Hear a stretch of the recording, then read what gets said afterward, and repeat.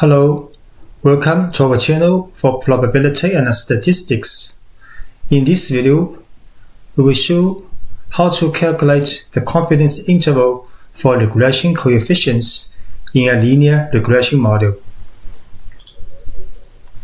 So we know linear regression is just a fitted line to model the relationship between x and y in a simple linear regression model.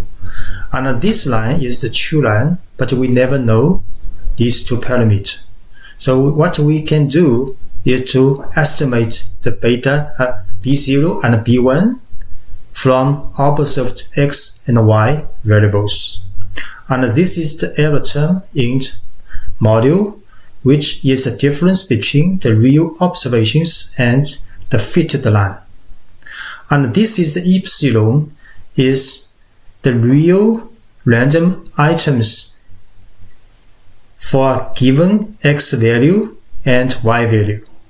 And this epsilon has assumption that normally distributed with zero mean and variance sigma square.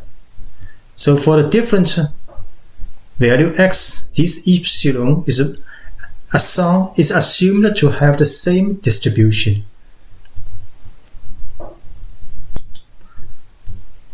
So the parameters estimate from the model is b0 for the intercept and b1 for the slope.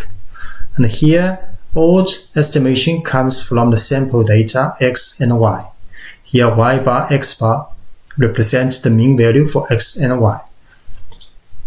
And there are several notations very important: sxx, syy, and sxy. They're just the second moments of x from its mean and y from its mean, and cross moments x from its mean multiplied with y from its mean. So from this notation, we can also write b1, estimation of parameter slope, actually is the sxy divided by the sxx.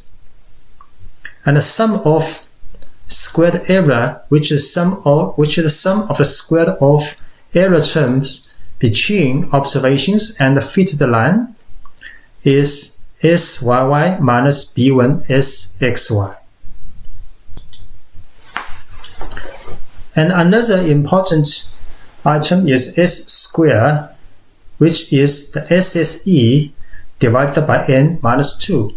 So this term is an unbiased estimate of real epsilon of variance sigma square.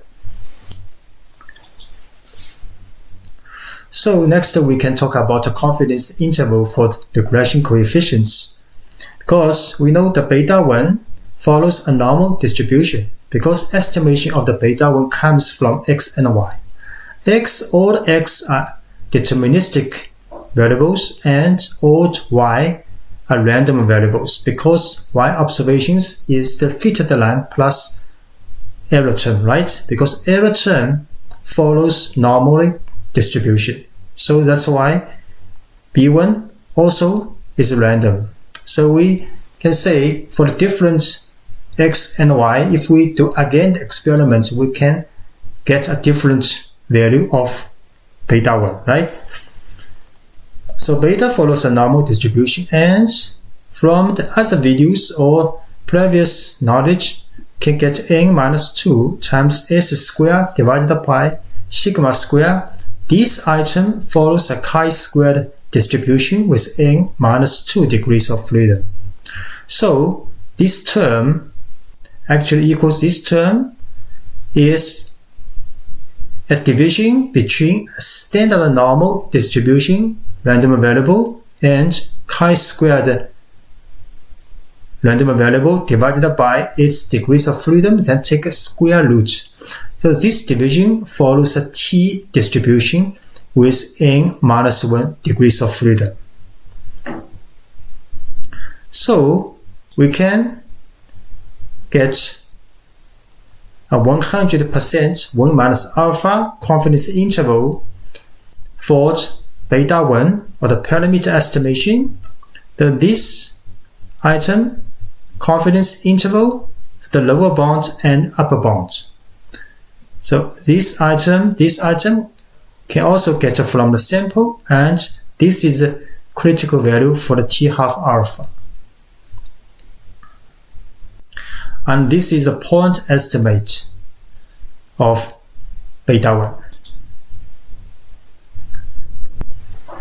So we show an example. Find 95% confidence interval for the beta 1 in the regression line, beta 0 plus beta 1x based on the population data in this table. So we just calculate s square from sxx, sxy, and syy. Then we can also get the s value and t 0.025 for 31 degrees of freedom from t distribution. Then 95% confidence interval for the beta 1 is just filling all the values in the formula from previous page. So we can get beta 1's confidence interval is about between 0.8 and 1. Thanks for watching.